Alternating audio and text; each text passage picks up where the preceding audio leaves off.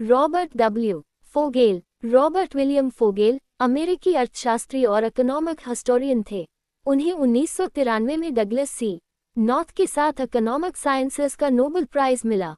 दोनों को आर्थिक इतिहास के अध्ययन को इकोनॉमिक थियरी और क्वांटिटेटिव मेथड से नया रूप देने के लिए सम्मानित किया गया। रॉबर्ट फोगेल का जन्म 1 जुलाई 1926 को न्यूयॉर्क सिटी, यूएसए में हुआ था। उनके माता पिता रूस के ओडेसा शहर से अमेरिका आए थे। उनका परिवार आर्थिक रूप से बहुत समृद्ध नहीं था, लेकिन उनके माता पिता शिक्षा को बहुत महत्व देते थे। उनके बड़े भाई का भी उनके बौद्धिक विकास पर गहरा प्रभाव पड़ा। ग्रेट डिप्रेशन के समय न्यूयॉर्क में उनका बचपन बीता। उस दौर की बेरोजगारी और आर्थिक कठिनाइयों ने उनके मन में यह सवाल पैदा किया कि अर्थव्यवस्था लंबे समय में कैसे बदलती है। फोगेल ने कॉर्नेल यूनिवर्सिटी से 1948 में बीए किया।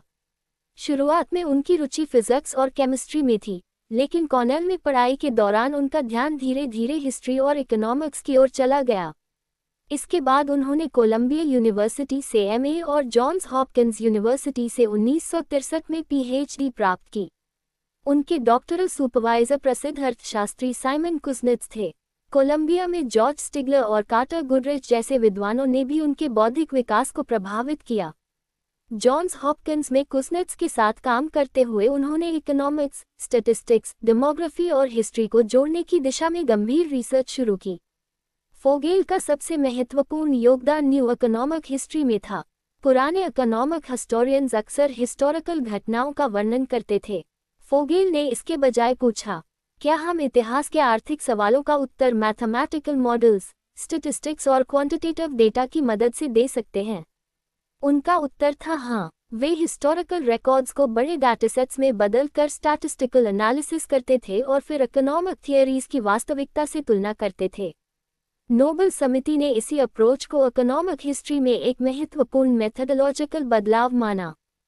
फोगेल को शुरुआती प्रसिद्धि अमेरिकी रेलरोड सिस्टम पर उनके शोध से मिली। उनकी प्रसिद्ध पुस्तक railroads and American economic growth, essays in econometric history 1964 में उन्होंने ये जांचा कि 19वीं शताब्दी में रेलरोड्स ने अमेरिकी आर्थिक विकास में वास्तव में कितना योगदान दिया था। उस समय आम धारणा थी कि रेलरोड्स के बिना अमेरिकी इकोनॉमिक ग्रोथ लगभग असंभव होती। लेकिन फोगेल ने काउंटरफैक्चुअल एनालिसिस का उपयोग किया। उन्होंने पूछा, अगर रेलरोड्स नहीं होते लेकिन कनाल्स और अन्य ट्रांसपोर्टेशन सिस्टम्स उपलब्ध होते तो अमेरिकी इकोनॉमी कितनी अलग होती। उनके कैलकुलेशंस ने संकेत दिया कि रेलरोड्स का योगदान महत्वपूर्ण था, लेकिन पारंपरिक इतिहास में जितना बड़ा माना जाता था उससे काफी कम था। ये निष्कर्ष अत्यंत विवादास्पद था, लेकिन इसने इकोनॉमिक हिस्ट्री में क्वांटिटेटिव और काउंटरफैक्चुअल मेथड्स की शक्ति दिखाई। फोगेल का दूसरा अत्यंत प्रसिद्ध और विवादास्पद रिसर्च अमेरिकन स्लेवरी पर था। उन्होंने स्टैनली एल एंगरमैन के साथ मिलकर time on the cross, the economics of American Negro slavery 1974 प्रकाशित की। इस रिसर्च ने उस समय की कुछ प्रचलित धारणाओं को चुनौती दी। उनके क्वांटिटेटिव एनालिसिस के अनुसार अमेरिकी स्लेवरी आर्थिक रूप से कमजोर और तुरंत समाप्त होने वाली व्यवस्था नहीं थी। स्लेव प्लांटेशंस कई परिस्थितियों में इकोनॉमिकली प्रॉफिटेबल और प्रोडक्टिव थीं। फोगेल ने यह भी दिखाने की कोशिश की कि स्लेवरी की आर्थिक मजबूती को समझना उसके अमानवीय चरित्र को सही ठहराना नहीं है। उनका उद्देश्य हिस्टोरिकल इंस्टीट्यूशन को इकोनॉमिक एविडेंस के माध्यम से समझना था। इस रिसर्च ने बहुत तीखी एकेडमिक बहस पैदा की और इकोनॉमिक हिस्ट्री में स्टैटिस्टिकल एविडेंस तथा हिस्टोरिकल इंटरप्रिटेशन के संबंध पर व्यापक चर्चा शुरू हुई। फोगेल का तीसरा प्रमुख रिसर्च एरिया इकोनॉमिक डेमोग्राफी था। उन्होंने लंबे समय में mortality, nutrition, health, body size, life expectancy, living standards के बीच संबंधों का अध्ययन किया। उनका रिसर्च ये समझने की कोशिश करता था कि आधुनिक चिकित्सा आने से पहले लोगों के हेल्थ और मोर्टालिटी में हुए बदलावों में न्यूट्रिशन और लिविंग स्टैंडर्ड्स की कितनी भूमिका थी। उन्होंने हिस्टोरिकल पॉपुलेशंस के बड़े डाटासेट्स बनाने के लिए इंटरडिसिप्लिनरी रिसर्च टीम्स के साथ काम किया। फोगेल ने यूनिवर्सिटी ऑफ शिकागो में centre for population economics (CPE) के विकास में महत्वपूर्ण भूमिका निभाई।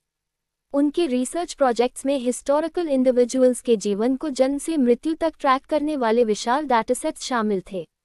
उदाहरण के लिए, उन्होंने यूनियन आर्मी सोल्जर्स के हिस्टोरिकल रिकॉर्ड्स का उपयोग करके हेल्थ, डिजीज, न्यूट्रिशन और लॉन्जेविटी के संबंधों का अध्ययन किया। ये काम इकोनॉमिक्स को मेडिसिन, डेमोग्राफी और बायोलॉजी से जोड़ने का एक उत्कृष्ट उदाहरण था। फोगेल ने कई विश्वविद्यालयों में अध्यापन किया। वे यूनिवर्सिटी ऑफ रॉचेस्टर में रहे और 1964 से यूनिवर्सिटी ऑफ शिकागो में अध्यापन करने लगे। बाद में वे हार्वर्ड यूनिवर्सिटी से भी जुड़े। शिकागो में उन्होंने इकोनॉमिक हिस्ट्री को क्वांटिटेटिव रिसर्च के साथ जोड़ने वाली एक मजबूत रिसर्च ट्रेडिशन विकसित करने में महत्वपूर्ण भूमिका निभाई। वे national bureau of economic research के development of the American economy program के इनॉग्रल डायरेक्टर भी रहे। 12 अक्टूबर 1993 को रॉबर्ट डब्ल्यू. फोगल और डगलस सी. नॉर्थ को इकोनॉमिक साइंसेस का नोबेल प्राइज देने की घोषणा हुई। आधिकारिक साइटेशन था For having renewed research in economic history by applying economic theory and quantitative methods in order to explain economic and institutional change. Fogel ने 1949 में ईनक कसांड्रा मॉर्गन से विवाह किया। उनके 2 बच्चे थे। उनकी पत्नी ने उनके एकेडमिक करियर और रिसर्च प्रोजेक्ट्स में महत्वपूर्ण व्यक्तिगत और व्यावहारिक सहयोग दिया। 11 जून 2013 को ओक लॉन, इलिनॉय, यूएसए में रॉबर्ट फोगल का निधन हुआ। वे 85 वर्ष के थे। रॉबर्ट फोगल की सबसे बड़ी उपलब्धि ये थी कि उन्होंने इतिहास के प्रश्नों को आर्थिक सिद्धांत और क्वांटिटेटिव एविडेंस के साथ जोड़ दिया। उनके काम से 3 महत्वपूर्ण बातें सामने आईं। रेल रोड्स, किसी तकनीक का ऐतिहासिक महत्व केवल उसकी प्रसिद्धि से नहीं, बल्कि उसके काउंटरफैक्चुअल इकोनॉमिक इम्पैक्ट से मापा जाना चाहिए। स्लेवरी, किसी ऐतिहासिक संस्था की आर्थिक शक्ति और उसकी नैतिकता 2 अलग-अलग प्रश्न हैं। डेमोग्राफी, इकोनॉमिक ग्रोथ और लिविंग स्टैंडर्ड्स को समझने के लिए हेल्थ, न्यूट्रिशन और पॉपुलेशन डेटा भी अत्यंत महत्वपूर्ण हैं। इसीलिए फोगल को क्लियोमेट्रिक्स और मॉडर्न क्वांटिटेटिव इकोनॉमिक हिस्ट्री के प्रमुख संस्थापकों में से एक माना जाता है।